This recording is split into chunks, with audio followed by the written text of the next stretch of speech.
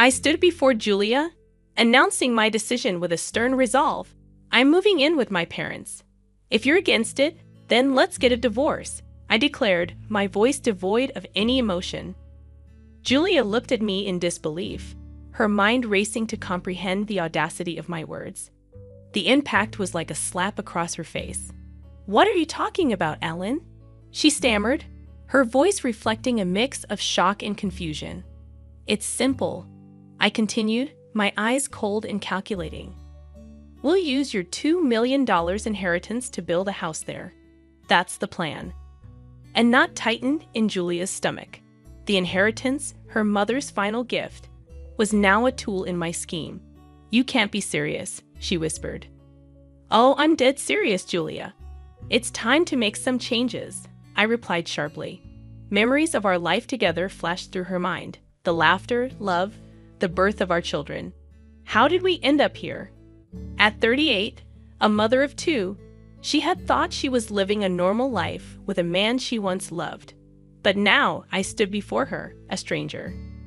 You have no right to decide how my inheritance is used, she protested, her voice trembling with a mixture of rage and disbelief. As your husband, I think I do. It's either my way or the highway, Julia. Decide, I declared, my tone leaving no room for negotiation. She stared at me, trying to find a trace of the man she married, but all she saw was a greedy stranger eyeing her inheritance like a vulture. Realization hit her standing in the shadow of the man she no longer recognized. Her marriage was a lie. Fine, she said, her voice steady despite the chaos in her heart. If that's how you want it, we're done. But don't expect to touch a dime of my money. My smirk vanished, replaced by shock. I hadn't expected this. I turned on my heel and left, slamming the door behind me. Alone, Julia stood there, her heart pounding. The battle lines were drawn. It was no longer just about money. It was about her dignity, her freedom. The next morning, the house felt eerily silent as Julia prepared breakfast.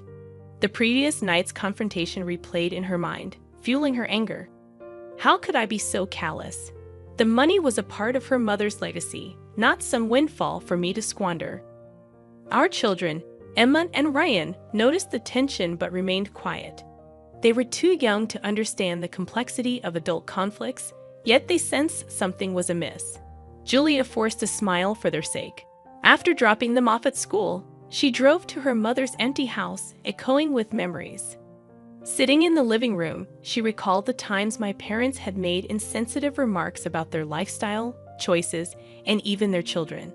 They had always favored traditional gender roles, and unfortunately, I seemed to have inherited their archaic views. I can't comprehend why you're still working, Alan's mother once sneered, her disdain evident. A woman's place is at home with her children. Alan, my husband, never stood up for me. He consistently brushed off his parents' derogatory comments, urging me to ignore them. However, their words were like needles, steadily pricking away at my self-esteem. Now, with my mother gone and my marriage falling apart, I felt a surge of resentment towards Alan. He had never truly been my partner, leaving me to fend for myself against his parents' criticisms and never once taking my side. I vividly remembered when I was pregnant with Emma, and Alan's parents openly expressed their hope for a grandson. When Emma was born, their disappointment was palpable. Next time, make sure it's a boy, they had said, barely concealing their dissatisfaction. Witnessing my daughter subjected to such blatant favoritism was painful. Now, Alan wanted to use my inheritance to move closer to them, to immerse ourselves in their toxic environment. The thought made my blood boil. I couldn't and wouldn't let that happen. As I sat there, surrounded by the remnants of my mother's life, a plan began to form in my mind. I refused to be bullied into submission. I would fight back not just for myself, but for my children too. Alan had revealed his true colors, and it was time for him to face the consequences. The battle lines were drawn, and I was ready for war. Over the next few days, I gathered documents and prepared for the legal battle ahead. My lawyer, a sharp-witted woman named Miss Henderson, assured me that we had a strong case. Don't worry, Julia. We'll make sure that inheritance stays where it rightfully belongs, she said with a confident smile. One evening, as I sorted through my mother's belongings, I stumbled upon an old, dusty envelope tucked away in a drawer. Inside, I found a set of documents, stock certificates, and property deeds. My hands trembled as I realized the extent of my mother's secret savings, including the current value of the stocks and the property. It amounted to a staggering $2 million. I couldn't believe it. My mother, who had lived so modestly, had been sitting on a small fortune. She had always been prudent with money, but I never imagined she had accumulated so much. A note accompanied the documents, written in her neat handwriting. Julia, I saved this for a rainy day. I hope it gives you and the kids a better life. Use it wisely. Tears welled up in my eyes. My mother's foresight and love felt like a warm embrace even from beyond the grave. The next day, I decided to confront Alan. He needed to know that his plan to squander my inheritance was doomed to fail. I found him in the living room, lazily flipping through a magazine. Alan, we need to talk, I said, my voice steady. He looked up, a hint of annoyance in his eyes. What is it now, Julia? I discovered something of my mother's. I began, holding up the envelope. Turns out, she left me stocks and properties worth $2 million. Alan's eyes widened, a mix of shock and greed flashing across his face. $2 million? That's great news, he exclaimed, his reaction disgusting me. Don't get any ideas, Alan. This money is mine and the kids. You won't see a cent of it. His expression turned dark. You can't keep it all to yourself, Julia. We're married. What's yours is mine, he retorted. I felt a surge of anger. You've shown your true colors, Alan. You don't care about me or the kids. All you see is dollar signs. Alan stood up, his face red with anger. You're being selfish, Julia. I'm thinking about our future, about our family. What family, Alan? The one you're ready to abandon for your own selfish needs. I shot back. He took a step towards me, fists clenched. You'll regret this, Julia. I'll make sure of it. I stood my ground, unwavering. Bring it on, Alan. I'm not afraid of you anymore. He stormed out of the room, leaving me alone with my thoughts. I knew this was just the beginning of a long and bitter battle, but I was ready for my children, for my mother's legacy, and for myself. The following week was a whirlwind of legal consultations and tense silences at home. Alan's attitude had shifted from shock to a cold, calculated aggression. He was like a caged animal, desperate and dangerous. One evening, as the kids were asleep, Alan cornered me in the kitchen. His eyes were wild, his posture aggressive. You think you're clever, Julia. Hiding that money from me, he accused. I leaned against the counter, my heart pounding but my voice steady. It's not about being clever, Alan. It's about what's right. That money is for me and the kids, not for your deluded fantasies. He slammed his fist on the countertop, making me jump. I am your husband. I have rights to that money. You're just a... His words were like venom, but I cut him off. A what, Alan? A woman who won't bow down to your greed and bullying. His face contorted in anger. You'll regret this, Julia. I'll make sure you don't get a dime of that money. I could feel the danger in his words, but I refused to show fear. Is that a threat, Alan? He leaned in, his breath foul. It's a promise. I pushed past him, my body shaking with adrenaline. We'll see about that. The court will decide. As I walked away, his voice followed me, filled with malice. You're going to be left with nothing, Julia. Nothing. The next day, I received a call from my lawyer. Julia, Alan has filed for divorce. He's claiming half of your inheritance. I took a deep breath, feeling a mixture of fear and determination. Let him try. I'll fight him every step of the way. Miss Henderson's voice was firm. We have a strong case, Julia. Don't worry. We'll make sure justice is served. That night, as I lay in bed, I thought about my children sleeping peacefully in their rooms. I dedicated myself to this battle for my children, for their future. Alan had transformed into a stranger, a man driven by greed and malice. Yet I was no longer the woman he believed he could control and intimidate. As I closed my eyes, I pictured the courtroom, the judge, and the final verdict.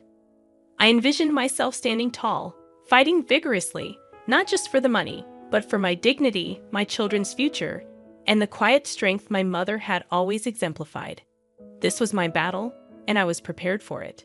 The ensuing legal battle was arduous.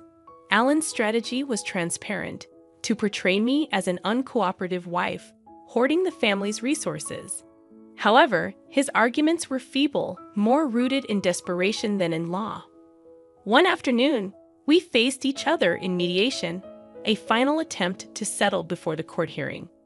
Alan sat across from me, his lawyer by his side, his gaze cold, and his demeanor smug. "Let's be reasonable, Julia," his lawyer began. "Alan is entitled to a portion of this inheritance. It's only fair." I glanced at Miss Henderson, my resolve unyielding. "Fair? Alan has made no contribution to this inheritance. It is solely from my late mother, intended for me and my children." Alan leaned forward, his voice scornful. "Come on, Julia. You're just being spiteful. Don't you think the kids would want their father to have a share?" I felt a surge of anger. "This isn't about spite, Alan. It's about justice. You've never cared about what the kids want. This is about your greed." His lawyer tried to interject, but Alan signaled him to stop. "You think you can just take everything, don't you, Julia? Play the grieving daughter and the victimized wife." I met his gaze squarely. "This isn't a game, Alan. You're the one trying to take what isn't yours." The mediator, a middle-aged woman with a stern face, interjected. "Let's try to remain civil. This is about finding a resolution." Alan cut her off, his voice rising. "A resolution? She's the one being unreasonable." I could feel the tension in the room, thick and suffocating. I spoke calmly yet firmly. "I am being perfectly reasonable. I'm protecting what my mother left for her grandchildren. Alan's claims are baseless." The mediator called for a break, sensing the futility of the discussion. As we stood up, Alan leaned in close, his breath hot on my ear. "You'll pay for this, Julia. I'll make sure of it." I walked out of the room, my heart racing but my spirit unbroken. Alan's threats were hollow, his case weak. I knew the law was on my side, and I was determined to see this through to the end. In the following weeks, I immersed myself in legal documents, met with Miss Henderson, and prepared for the court hearing. The kids stayed with my sister, shielded from the worst of the storm. I missed them terribly, but I knew this fight was for their future as much as it was for mine. The day of the hearing arrived. Standing in the courtroom, I braced myself to confront Alan and whatever deceptive narrative he planned to weave. This was the moment of truth, and I was prepared to fight with every ounce of strength within me. The courtroom felt like a battleground where words were the weapons, and Alan's lawyer crafted a tale of a wronged husband, deprived of his rightful share. Yet, under Miss Henderson's skilled questioning, his arguments crumbled like a fragile house of cards. During a recess, Alan cornered me in the hallway, his face twisted in fury. "You're ruining everything, Julia? You think you're going to walk away with all that money?" I stood my ground despite the fear gnawing at me. "It's not your money, Alan. It never was." He stepped closer, his voice a venomous whisper. "I'll drag this out as long as it takes. I'll bleed you dry in legal fees." Meeting his gaze, my voice remained unwavering. "Do what you must. I won't let you bully me into submission."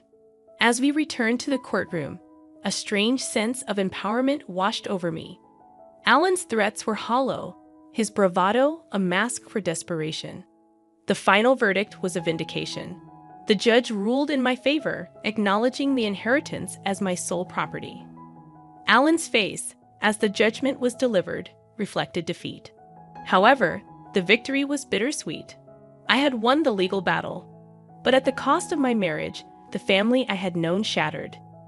In the weeks that followed, Alan's life unraveled. His reputation, built on lies and intimidation, crumbled. The community saw him for the greedy man who had attempted to take advantage of his wife's inheritance. Rumors reached me about his struggles: lost job, lost friends, lost standing in the community. It was a steep fall from grace, and I couldn't help but feel a sense of poetic justice. One evening, a mutual acquaintance called. "Julia, have you heard about Alan?" I hesitated. "No, what about him?" "He's moving out of town, lost his job, his house. He's pretty much broke." I felt a pang of not quite satisfaction, but something close. Alan had reaped what he had sown. He had tried to destroy me, but in the end, he had destroyed himself.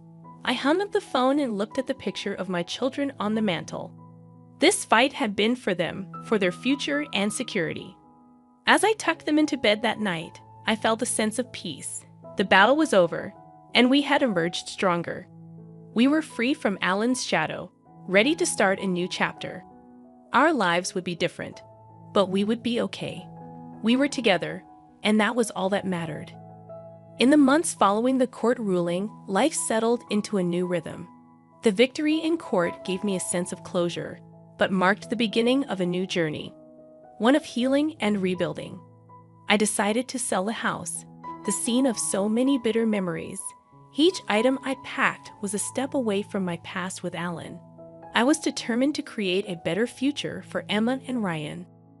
While going through some old boxes in the attic one day, I found the picture of Alan and me in happier times. For a moment, I allowed myself to grieve for the life I thought I had, the love I thought was real. But as I looked at his smiling face in the photo, I realized that the man I had married no longer existed. He had shown his true colors, and they were dark and ugly. I tossed the photo into the trash bin, a symbolic gesture of letting go. Moving to a new town brought a fresh start. I found a cozy home in a friendly neighborhood, and the kids enrolled in a new school, soon making friends. I focused more on my writing, finding solace in the worlds I created with my words. One evening, as I was tucking Emma into bed, she looked up at me with her big, innocent eyes. "Mom, do you miss Dad?" The question caught me off guard. "Sometimes I miss who I thought your dad was, but we're better off now. We're a strong team, just the three of us." She nodded, a wise look in her young eyes. "I like it here, Mom. I like our new home." Her words filled me with warmth. We had indeed come a long way. As I lay in bed that night, I reflected on Alan's downfall. His greed and malice had backfired, leaving him with nothing. While I harbored no joy in his misfortunes, there was a sense of justice in how things had turned out. The kids and I had a long road ahead, but we were on the path to healing. The inheritance, now securely invested, would provide for their education and our future. I closed my eyes, thinking of my mother. Her strength and foresight had saved us. In her wisdom, she had given me the means to protect myself and my children. As I drifted off to sleep, I felt a sense of peace. The storm had passed, and in its wake, it had left clarity and hope. We had weathered the worst, and now a new day was dawning.